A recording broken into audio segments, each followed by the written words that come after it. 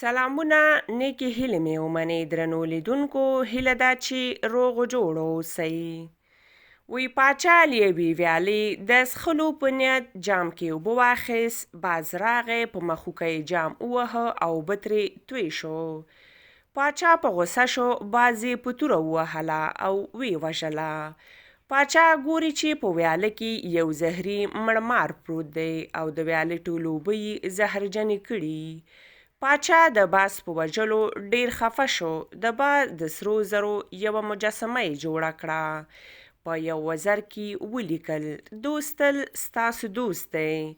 انکه ځینې کارونه یې تاسو ودردوي، په بل وزر کې ولیکل: د غوسې پر مهال هر تصمیم په ناکامۍ بدلیږي.